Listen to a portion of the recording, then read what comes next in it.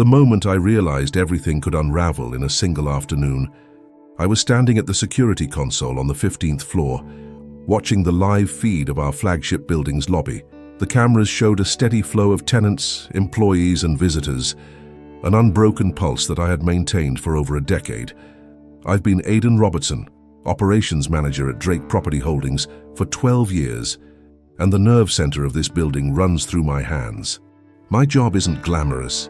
It's the invisible backbone of a 25-story downtown fortress that nets $8.5 million annually in revenue. But beneath the polished glass walls and gleaming elevators, I hold the keys to the kingdom, literally and figuratively. My security system is my creation, a proprietary hybrid of biometric scanners and encrypted digital access that I personally architected and refined with no official documentation beyond my own encrypted notes. The company trusts it implicitly because it cannot operate without me. Every lease agreement with our 5 largest tenants, the Fortune 500 giants occupying 60% of the building, is under my stewardship. I've cultivated these relationships, personally negotiated contract renewals, and ensured seamless operations. My direct line to the former CEO, John Drake, was professional and respectful, grounded in mutual understanding of the stakes. Warren, the new CEO and John's son, has been in the picture for only weeks, and I've kept my interactions cautious, aware that beneath his confident facade, there's a volatile shift in the company's atmosphere. The subtle warning signs, unexplained budget cuts and restructuring memos, linger quietly, but for now, I keep my focus on preserving operational stability. The family dynamics that underlie Drake Property Holdings are far from simple. John Drake built the company on conservative values, steady growth, and a respect for the people who kept the gears turning. When Warren was named CEO, it wasn't just business as usual. It felt like the board traded steadiness for ambition. Warren's arrival was heralded with polite nods and formal welcomes, but I quickly sensed the undercurrent. Closed-door meetings began excluding me. Budget lines I managed came under blunt scrutiny, and the once clear channels of communication tightened into narrow funnels. The whispers around layoffs and departmental slashes grew louder, but I pushed them aside, chalking it up to standard year-end tightening and a generational leadership-style clash. Warren's aggressive, lean management rhetoric masks his glaring lack of operational experience. I keep detailed records of every directive and conversation, knowing that in this volatile new climate, knowledge is the only defense. Over my 12 years here, I've developed a unique command over the building's security and tenant relations that no one else at Drake Property Holdings even comes close to matching. The access system I designed integrates biometric scanners with encrypted keycards, creating an impenetrable security layer. The IT department doesn't have clearance or the technical blueprint to override my system. Only I hold the master credentials. I manage contracts for the 5 largest tenants, with renewal rates above 90%, ensuring their trust and satisfaction. All original lease agreements, maintenance logs, and security protocols are housed on a secure server accessible only through my credentials. I control physical keys to every emergency exit and critical server room, essentially holding the kill switch for the building. Karen Mitchell, HR Director, and David Langston, Corporate Counsel, are institutional contacts I occasionally liaise with, but they rely heavily on my operational insights. Marcus Bell, the trusted facilities technician, supports me on technical issues, reinforcing my position as the operational linchpin. Yet, Warren doesn't fully grasp this dependency. His assumptions about my role underestimate the scope and depth of my control, and that will be his blind spot. On Warren's first official day as CEO, the air shifted sharply. An email arrived in my inbox, addressed to me but copied to the entire board, announcing a departmental restructuring. The striking detail wasn't the restructuring itself, but the revelation that I was excluded from upcoming management meetings, a clear break from established protocol. The message was clinical, devoid of explanation, but the implications were unmistakable. Later that afternoon, during a team meeting packed with mid-level managers and including Marcus Bell, Warren publicly reprimanded me. He denied me any credit for securing a crucial $118,000 annual contract renewal with a major client, instead attributing the success to the new business development team. The room tightened, eyes darting between us. I maintained my composure acknowledging the misattribution calmly but internally, registering a stinging sense of erasure. Immediately after, I sent detailed emails to HR and David Langston, attaching copies of the signed contract and requesting formal clarification. Warren's justification was cold, streamlining leadership. His words were designed to assert authority, but left me questioning the intent behind the move. Was this a misunderstanding or a deliberate sidelining? I accepted his explanation at face value, but the seed of doubt was planted. The financial impact was tangible. My bonus, tied to client retention, now hung in the balance, a potential loss of $18,000 annually. The humiliation was public, the message clear. My value was negotiable. Yet I remained outwardly professional, cataloging every detail with the precision of a ledger. This was more than oversight. It was a strategic maneuver, and I needed to understand the full game before making my move. The first sign of Warren's counterattack came with the budget email. My discretionary funds were slashed by 25%, nearly $45,000, without any prior discussion or justification. The message was terse, couched in corporate jargon about optimizing resource allocation and aligning operational expenditures with strategic priorities. It was clear my authority was being systematically eroded. Marcus Bell, my closest ally in the facilities department, was abruptly reassigned to report to a newly appointed supervisor. This person had no operational experience, let alone familiarity with the proprietary access system I'd built. I could see the writing on the wall. Warren was isolating me from my team and undermining my institutional control. Rumors began circulating almost immediately. "Aiden's resistant to change," whispered colleagues in the break room. "Not a team player," another muttered under their breath during a meeting. The gaslighting was subtle but relentless. Warren framed these moves as necessary modernization and cost efficiency, repackaging layoffs and budget cuts as visionary corporate strategy. I stayed calm, documenting every directive, every meeting, and forwarding all relevant emails and memos to HR and legal counsel.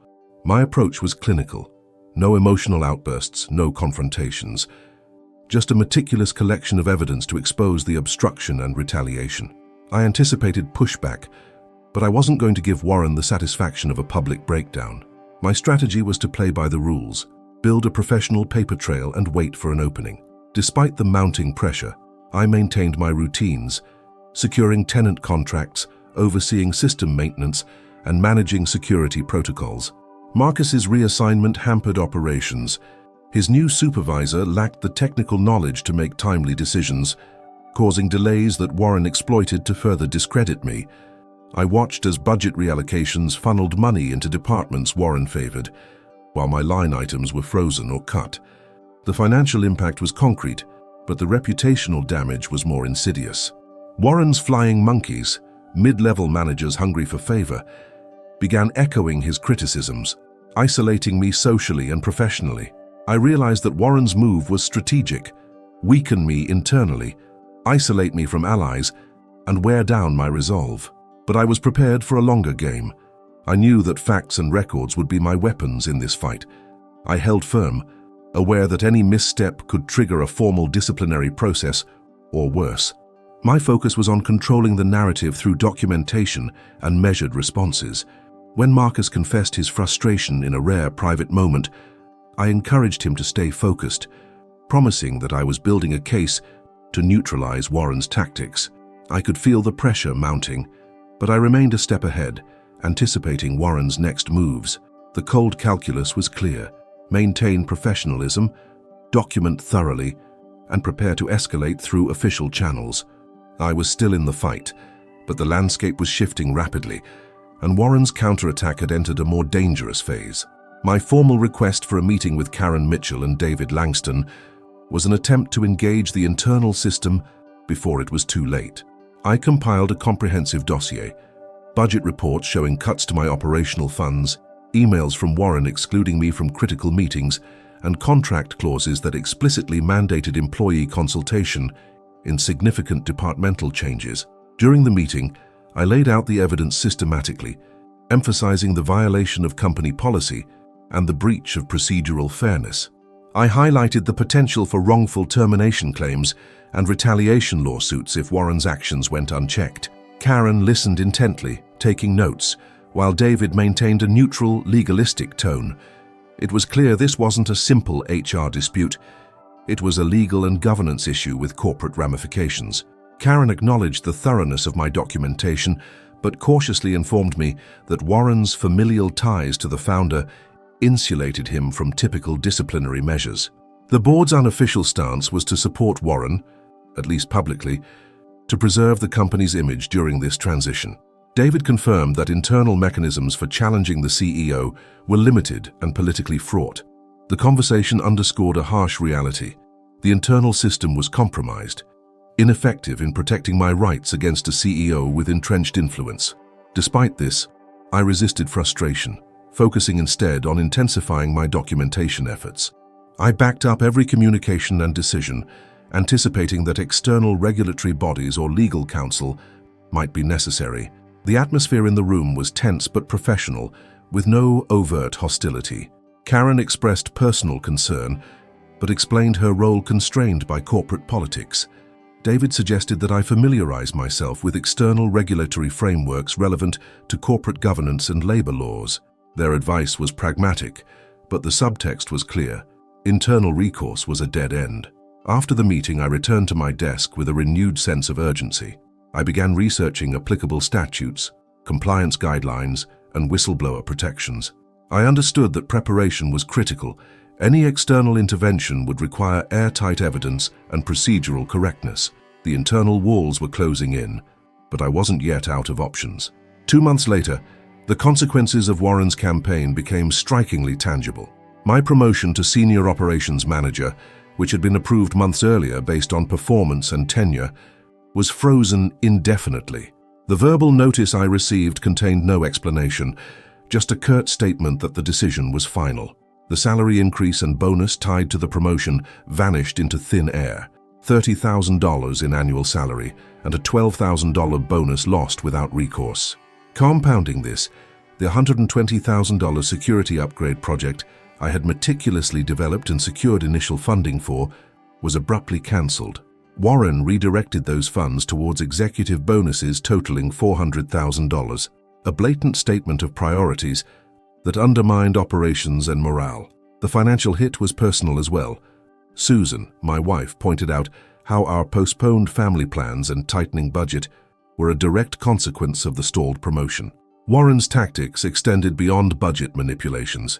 He began contacting my key tenants directly, bypassing established protocols and undermining my relationships. Marcus Bell and Karen Mitchell witnessed these interactions discreetly, both expressing private concern but constrained by the corporate hierarchy. Warren's calls and meetings with tenants weren't just administrative. They were strategic moves to seize control of client relationships and erode my professional standing. This escalation signaled a clear intent to marginalize me completely, not just operationally but socially and financially. I catalogued these incidents with precision, noting dates, participants, and content. My network of allies shrank as Warren's influence grew, but I maintained a measured demeanor, weighing every move carefully. Despite the mounting pressure and tangible damage, I refrained from rash action. I recognized that any miscalculation could jeopardize not only my career, but also the building's stability. The stakes were high, and Warren's aggressive posture required an equally disciplined response. I continued documenting meticulously, analyzing the legal and professional risks of potential responses.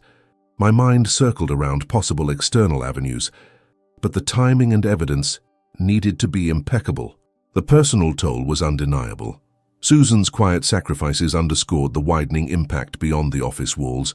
Still, I remained committed to a strategic approach, balancing patience with increasing resolve to reclaim my position and authority. With internal avenues narrowing, I drafted a comprehensive letter addressed to the full board and John Drake, the company's founder and Warren's father. The letter was detailed and professional, outlining precise violations of company bylaws, breaches of fiduciary duties, and operational decisions that risked jeopardizing $8.5 million in annual revenue. I included meticulously compiled evidence, contract mismanagement, unauthorized budget reallocations, and retaliatory moves against personnel. The request was clear: initiate an independent audit and reinstate my position and authority. My tone was firm but respectful, aiming to appeal to the board's sense of stewardship and corporate responsibility. I understood this was a pivotal moment, a last attempt at leveraging internal governance before escalating externally. The board convened an emergency meeting to address my letter, but the outcome was swift and disheartening. Warren dismissed the allegations as disgruntled employee claims, framing my documentation as sour grapes rather than legitimate concerns. The board voted overwhelmingly to uphold Warren's leadership and rejected the call for an independent audit. Shortly after, I received formal notice stripping me of all decision-making roles, pending an organizational review. The language was clinical, but the message was clear. I was being sidelined indefinitely. The internal mechanisms I had counted on were not only ineffective, but actively weaponized against me. The realization settled in coldly. I had exhausted internal pathways and was facing a corporate fortress defended by loyalty and legacy. Yet, despite the setback, my resolve hardened. The documentation I had amassed was extensive and airtight.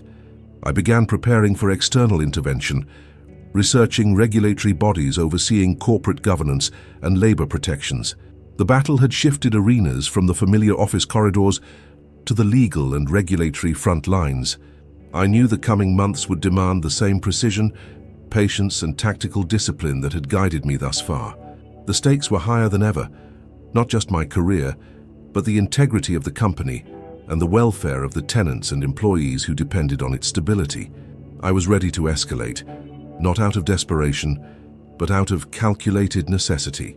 The game had changed, and I was prepared to play it to the end. The slap of the official demotion letter landed like a guillotine's final cut. Half of my salary gone overnight, $180,000 to a stripped-down $90,000 as consultant, a title with no real authority and less respect. Warren signed it himself, a cold signature sealing my professional exile. I was physically locked out of the flagship building's nerve center, the control room. Once my domain was now off-limits. My access cards were deactivated, my phone disconnected from tenant communication lines. Colleagues who used to nod greetings now averted their eyes or passed silently, as if proximity to me carried a contagion. Rumors spread in hushed tones, obsolete, a relic of the old guard, waiting to be replaced. The isolation wasn't just logistical, it was psychological, designed to erase me. In the sterile quiet of my now makeshift home office, I catalogued everything as a ledger of loss. But beneath the surface, I felt the cold machinations of a systematic dismantling. Each budget cut, each withheld meeting invitation, each erased signature on contract renewals was a calculated move in a game I was still learning to play. Susan's worried eyes met mine across the kitchen table one evening. "Are you okay?" she asked, but I gave no honest answer. I couldn't afford softness now. The financial strain was undeniable. Our savings shrinking, the mortgage pressure increasing, but my focus narrowed into a razor-sharp point: survival through strategy. Karen Mitchell, quietly sympathetic yet professionally constrained, became my discreet lifeline within the company. She would feed me updates, subtle shifts in policy, whispered concerns from middle management. Marcus Bell, technically brilliant and loyal, remained my anchor in a shifting sea of uncertainty. Together we pieced together fragments, a budget reallocation here, a tenant complaint ignored there, that painted Warren's vision of corporate destruction. I was not defeated. I was recalibrating. The atmosphere was suffocating but instructive, teaching me the cost of loyalty in a hostile takeover. This wasn't collapse, it was the crucible that would forge my next move. Late nights became my refuge, poring over contracts and emails, cross-referencing every directive from Warren with internal policies. Each line was a potential weapon. I maintained composure outwardly. My face remained calm in passing, but inside, a storm brewed. This corporate death by 1,000 cuts was deliberate, but I recognized the pattern. Warren sought to hollow me out professionally and personally, but my resolve hardened. The game had shifted from passive endurance to active opposition. I was no longer just a caretaker of the building's security. I was becoming a strategist, preparing to reclaim my ground. The isolation was a crucible, stripping away distractions and revealing the core. I wasn't finished. 2 weeks after the demotion, the final blow came without warning. On a late Friday afternoon, an envelope slipped under my apartment door, bearing the company seal and a terse letter signed by Warren. "Effective immediately," it stated. "Your employment is terminated due to organizational restructuring." The words hit with surgical precision, severing my ties entirely. No salary, no benefits, no access to systems I'd built from scratch. The lifetime compensation package, including bonuses and pension accruals totaling $1.2 million, vanished into uncertainty. The room felt colder, the silence heavier. But what stung most was not the financial loss, it was the betrayal. Marcus was the one who brought the next revelation. Between encrypted messages and hurried meetings, he disclosed Warren's clandestine maneuver, the formation of a shadow company siphoning off client contracts and proprietary technology, my technology, the security system I'd spent years perfecting. This wasn't just typical corporate shakeup. This was theft on a strategic scale, intellectual property that secured the building, the very foundation of our operational edge, was being expropriated without disclosure or compensation. Trust shattered with surgical precision. Warren's moves were that of a corporate vulture, dismantling decades of work to serve his selfish ambitions. I sat alone, the termination letter in one hand, Marcus's urgent texts in the other. The weight of betrayal settled like concrete in my chest. Yet as the initial shock faded, a cold clarity emerged. This wasn't personal. It was business, brutal and calculated. My years of loyalty, my expertise, my reputation, they were all just assets in Warren's game plan. But now, so was the knowledge I possessed of corporate law, regulatory frameworks, and contract loopholes. The emotional core hardened into strategic resolve. I understood the game he was playing, and it dawned on me sharply. I knew how to win it. The path was no longer clear, but the rules were. Calculated retaliation, not reaction, would carry the day.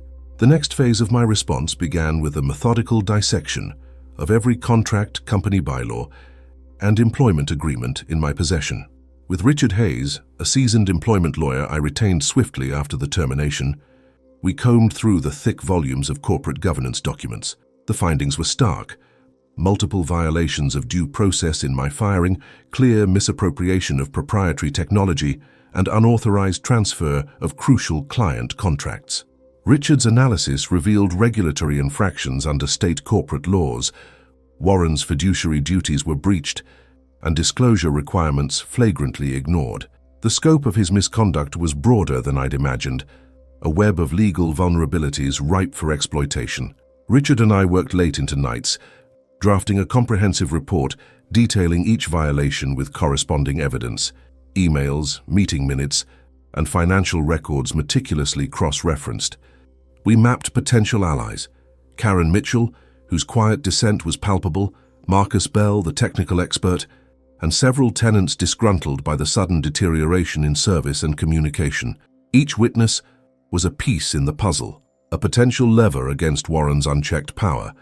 Our strategy took shape: regulatory whistleblower complaints, civil litigation for breach of contract and intellectual property theft, and targeted exposure through industry channels. The campaign would be systematic and unyielding, designed to dismantle Warren's fortress legally and reputationally. Emotionally, I detached from the pain of betrayal and focused on the cold calculus of survival and victory. Anger was a tool, not a hindrance. The mantra formed in my mind: never again. I vowed to never allow blind loyalty or institutional trust to make me vulnerable. The corporate battlefield was no place for sentiment. I adopted the mindset of a general planning a precise campaign, minimizing emotion and maximizing leverage. Each legal claim, every whistleblower complaint, was a tactical objective. I was no longer the sidelined operations manager. I was a strategist assembling my forces, preparing to strike with precision and endurance. The first concrete step was securing and safeguarding evidence. Over several days, I exported 3 years of emails, meeting minutes, contracts, and security system logs onto encrypted drives. Each file was copied thrice and stored in separate, secure physical locations to prevent any risk of deletion or seizure. Marcus compiled detailed technical schematics, proving my authorship and exclusive control over the security system's architecture, including timestamps predating Warren's tenure. His expertise transformed abstract data into irrefutable proof. Simultaneously, 5 former colleagues came forward, providing signed affidavits describing Warren's retaliatory actions and breaches of company policy. Their testimonies fortified the mounting case. Simultaneously, I reached out to regulatory authorities, submitting initial whistleblower complaints supported by the amassed documentation. The complaints detailed fiduciary misconduct, labor law violations, and the misappropriation of intellectual property. I requested confidentiality, knowing that exposure could provoke further retaliation. To solidify my position, I accepted a consulting role at a competing firm offering $220,000 annually, more than double my demoted salary. This secured financial stability while the legal battles unfolded. I also drafted contingency plans for public disclosure through trade publications if regulatory bodies delayed action. Every step was deliberate, leaving no gaps or vulnerabilities. Late one evening, Susan and I sat across from each other, the weight of the plan laid bare on the table between us. "This isn't just about your job anymore," she said quietly. "It's about your legacy, your integrity." I nodded, knowing she bore the brunt of the personal sacrifices. "I'm ready," I replied. "This is strategic. No emotion, no desperation, just execution." Susan reached across and squeezed my hand, grounding me in the storm. Warren remained oblivious to the opposition coalescing against him, unaware that the quiet war I had been forced into was now fully mobilized and primed to dismantle his power piece by piece. The battle for control had begun. I began the process by reaching out discreetly to our key tenants, the lifeblood of the building's operations. Each call was calibrated, a precise balance of transparency and reassurance. I informed them of the ongoing legal disputes without revealing too much, emphasizing continuity in service and security. The conversations were measured. I sensed underlying unease in their voices, but my professionalism seemed to hold steady the fraying threads of trust. "We're committed to upholding all contractual obligations," I told one property manager firmly, "and ensuring your operations remain uninterrupted." Some tenants admitted concern about the board's instability, but many expressed respect for my role and a willingness to maintain their agreements.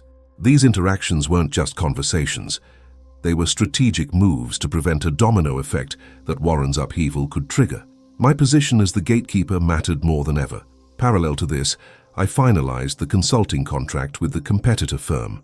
This was critical, a new base of operations that secured both financial stability and access to legal and industry resources. The contract was precise, negotiated to include full confidentiality clauses and provisions, ensuring I could leverage their expertise without compromising ongoing proceedings. This wasn't a mere fallback. It was a tactical foothold. I reviewed the signed agreement late into the night, the crisp paper a silent testament to the shift from corporate employee to strategic consultant. Meanwhile, legal notices for formal lawsuits and regulatory complaints were drafted meticulously but held back. I catalogued every document with metadata, timestamps, and cross-references, my arsenal ready but not yet unleashed. Within the company, Karen Mitchell continued to provide internal reports, delivered in subtle increments. Her updates confirmed Warren's mounting liabilities, revealing escalating risks from his aggressive initiatives. These included eroding tenant relations, contractual breaches, and financial irregularities, threatening shareholder confidence. I integrated these fragments into my legal frameworks, expanding the dossier with corporate intelligence. The atmosphere within the building was deceptively calm. Warren maintained his public confidence, issuing optimistic memos and orchestrating staged meetings. It was a carefully crafted facade, but beneath it, I was constructing a precise map of vulnerabilities and dependencies. My role was no longer reactive. I was patiently waiting for the exact moment to strike, when all pieces aligned to ensure a decisive blow. The dissonance between Warren's confident front and the reality I mapped was stark. I felt the quiet satisfaction of control in this calm before the storm. Every conversation, every document, every strategic alliance was a calculated thread woven into a complex web. The tenant's cautious loyalty, the competitor's support, the internal intelligence, all combined into an unassailable position. I reminded myself repeatedly, timing was paramount. I would not rush. The legal and regulatory frameworks could not be hurried or undermined. This was a game of endurance and precision. I had prepared the battlefield. Now I waited, confident that the moment to execute would come with undeniable impact. In the days leading to the deadline for filing formal complaints, I stepped up my review process with Richard Hayes. Our sessions were surgical, sifting through every timestamp, verifying witness statements, and ensuring the integrity of every data point collected. "This has to be airtight," Richard reminded me, eyes sharp behind his glasses. Each piece of evidence was cross-examined against others. Contradictions were weeded out, strengthening the narrative of Warren's misconduct. Parallel to legal reviews, I met with Marcus Bell, who finalized technical proofs. His detailed schematics and logs substantiated the claims of proprietary technology theft, and his readiness to testify added an irrefutable layer. I briefed Susan in quiet moments, sharing the weight of the coming weeks, and she responded with unwavering support, grounding me amid the storm of preparation. "You're ready for this," she said. "I believe in the plan." The upcoming quarterly board meeting was the trigger event, timed to coincide with financial disclosures that would reveal the discrepancies I had documented. I set internal deadlines with military precision. Complaints to be filed immediately after the meeting, followed by targeted media briefings to control the narrative. This operational calm was a deliberate contrast to the tension beneath. I maintained my public facade of normalcy, attending to daily tasks with measured composure, masking the strategic prelude unfolding beneath. Every phone call, every email was part of the broader choreography. The final days before action were marked by a professional detachment. No room for emotion, only focus. I was the calm eye in the gathering storm, steering everything toward a flawless execution. Late one evening, the equilibrium shattered. Marcus arrived unexpectedly at my apartment, urgency etched into his face. "Aidan, there's something you need to see," he said, sliding a folder across the table. Inside were internal emails and recorded conversations that exposed a new layer of depravity. Warren ordering the falsification of security logs to cover unauthorized client data access and redirect contract negotiations to his shell company. The implications were seismic. This wasn't just corporate mismanagement or breach of contract. It was criminal fraud, regulatory violations spanning data privacy and securities law. The gravity sank in immediately. This whistleblower evidence elevated the stakes and expanded the scope of the conflict. Marcus's testimony was irrefutable. The emails bore authentic timestamps. The recordings captured Warren's voice with unmistakable clarity. "He's been manipulating the system to hide his tracks," Marcus explained quietly, the weight of betrayal heavy in his tone. I absorbed the information with clinical detachment, rapidly incorporating it into our dossier. This revelation forced a recalibration of strategy. The battle shifted from a contractual dispute to a high-profile regulatory case, involving not just company governance, but federal oversight. The urgency intensified as I realized regulatory agencies would prioritize this investigation, accelerating the timeline and pressure on Warren's leadership. Even the board, previously passive, would be compelled to reconsider his position. Warren's confidence visibly wavered in the days following the disclosure. The quiet corridors I observed from a distance echoed with rumors and whispered concerns, his once commanding presence now shadowed by suspicion. The game had irrevocably changed.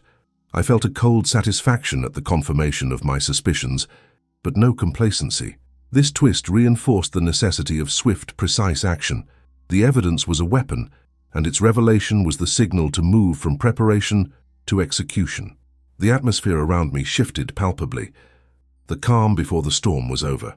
The first phase of execution began with filing formal complaints to the Securities and Exchange Commission and the State Labor Commission. I submitted the whistleblower evidence alongside my comprehensive documentation, ensuring the regulatory bodies had a full scope of Warren's misconduct. The agencies responded swiftly, initiating open investigations and freezing certain company activities related to contract transfers and financial distributions. I immediately notified tenants with formal communications, outlining the proceedings to maintain transparency and preserve trust.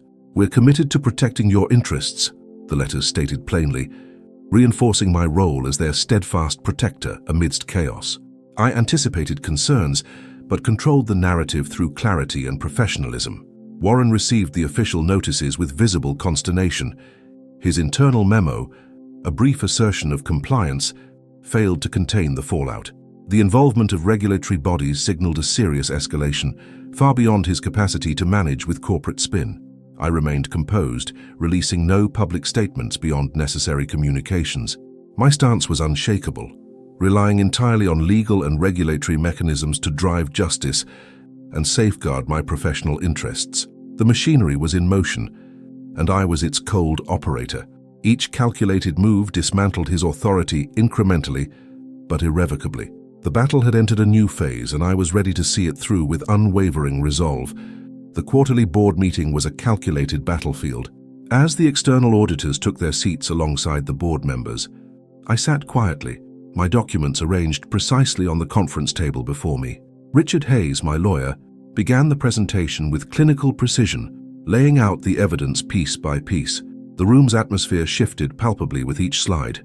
Emails time-stamped and authenticated, internal contracts showing unauthorized transfers, Marcus Bell's whistleblower testimony playing through discreet speakers. The silence was oppressive. Eyes darted nervously, some fixed on Warren Drake, who sat rigidly at the head of the table, his usual assuredness visibly cracking. Warren's attempts to defend his actions started predictably, citing business necessity, aggressive market positioning and strategic risk-taking, but his words faltered under the weight of the data. When questioned, he stumbled over details, contradicted previous statements, and avoided eye contact with key witnesses. The auditor's pointed inquiries revealed intentional obfuscation and negligence. Board members exchanged uneasy glances. Some shifted in their seats, previously loyal allies now visibly reconsidering alliances. I sat back, feeling the momentum swing powerfully in my direction. No grandstanding, no triumphalism, just the cold, unassailable force of documented truth. Witnesses corroborated the claims with sober clarity. Karen Mitchell's detailed internal reports, Marcus's technical schematics, and the affidavits from former colleagues formed an unbreakable chain. The CEO's position, once unchallengeable, eroded in real time. The chairwoman called for a vote following the final presentation. The unanimous decision to suspend Warren pending further investigation was delivered with quiet resolve. The shift was unmistakable. I was no longer sidelined. My strategic patience, the meticulous documentation, and the quiet orchestration of legal pressure had culminated in a professional vindication. This wasn't vengeance. It was justice enforced by systems and rules, an objective correction of power. As the meeting adjourned, the gravity settled in. Warren left the room with a stoic facade, but the defeat was written on his face. Board members openly discussed next steps with me, signaling a tacit acknowledgement of my authority. The external auditors lingered, asking detailed questions about operational continuity and security governance, areas I controlled intimately. The moment was not just mine. It was a statement that competence and integrity could dismantle unchecked ambition. I observed it all with a tempered satisfaction, fully aware that this was the beginning of a new chapter, not the end. The chessboard was reset, and I had claimed the critical square. Outside the conference room, the silence broke into whispers that echoed through the corporate corridors. I didn't celebrate. Instead, I collected my materials and walked out with the same steady calm I'd maintained throughout. Susan's text arrived moments later. Simply, "You did it. Now keep the course." I responded with a brief acknowledgement, knowing the real work was only beginning. The system had delivered its verdict. I was ready to manage the fallout, maintain the integrity of operations, and build from the ruins of Warren's failed reign. Regulatory actions followed swiftly, almost predictably. Within days, the Securities and Exchange Commission and State Labor Commission imposed fines totaling $1.2 million on Drake Property Holdings for the documented violations. News of contract reversals and frozen asset transfers rippled through the company's operations. The stock price plunged 15% in a single week, a market reaction that underscored the depth of the crisis.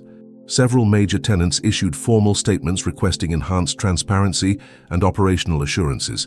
Their trust fractured, but held by my continued involvement as a consultant. Watching these cascading effects from my new vantage point, I maintained a composed detachment. This was the systemic dismantling of Warren's influence, exactly as intended. Warren's position crumbled visibly. Internal memos leaked, revealing panicked damage control attempts. He reached out discreetly to board members and legal advisors, but his calls went unanswered or met with curt refusals. The regulatory spotlight intensified as criminal investigations into data tampering and fraudulent contracts were announced. Media outlets, once indifferent, now published detailed exposés outlining the scope of the scandal. The narrative was no longer just about corporate mismanagement, but criminal misconduct at the highest level. I tracked these developments with clinical interest, calibrating my responses and maintaining professional boundaries. There was no satisfaction in spectacle, only the cold logic that justice was being executed through due process. I refused to engage with Warren's attempts at contact. His voicemail messages and emails were terse and increasingly desperate. "Let's settle this privately," one read. Another threatened countersuits alleging defamation. I discarded each without response, my position fortified by transparent records and growing industry support. Some former allies of Warren approached me privately, expressing regret and offering apologies for their earlier complicity.